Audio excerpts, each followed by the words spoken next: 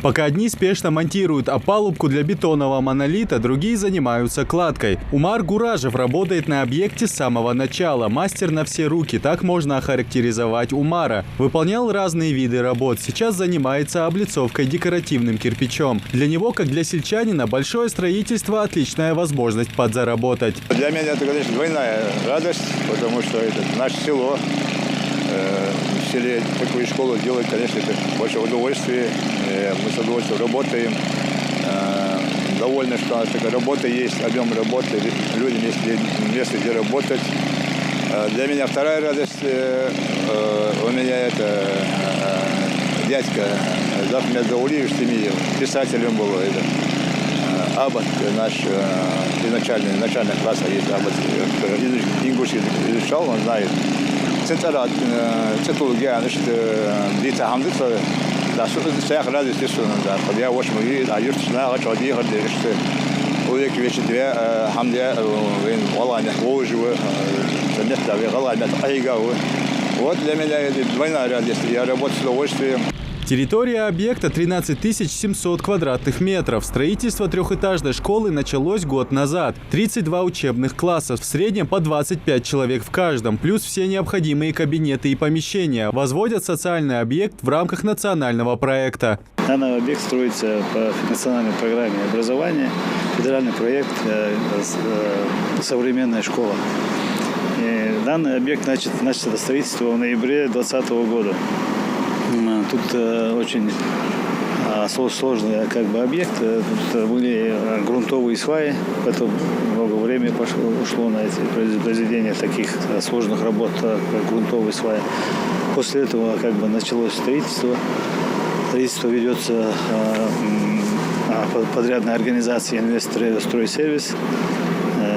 И в начале в данном объекте начато строительство, были вопросы по проекту, были изменения проекта. На данный момент корректировка проекта ведется, изменение проекта. У нас там высотные отметки чуть были неправильные.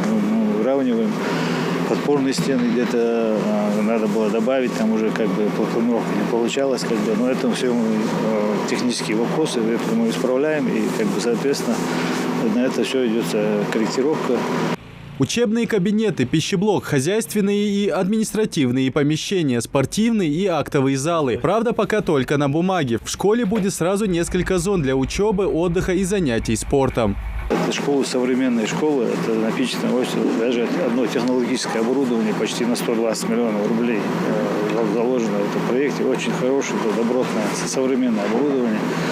И так что все направления, которые нужны для современной школы, здесь присутствуют.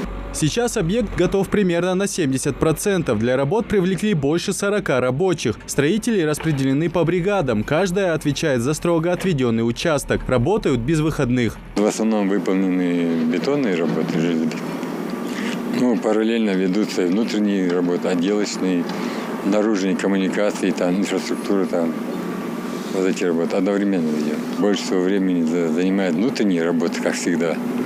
Каркас делаешь, потом начинается внутреннее. Отопление, водопровод, канализация, электрика, вентиляция. Вот эти работы в основном занимают. Но мы их параллельно ведем.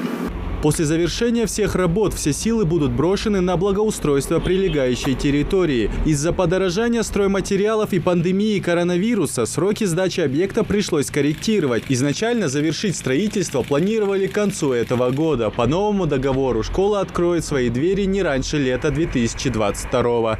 Идрис Ижиев, Магомед Шаухалов, Новости 24.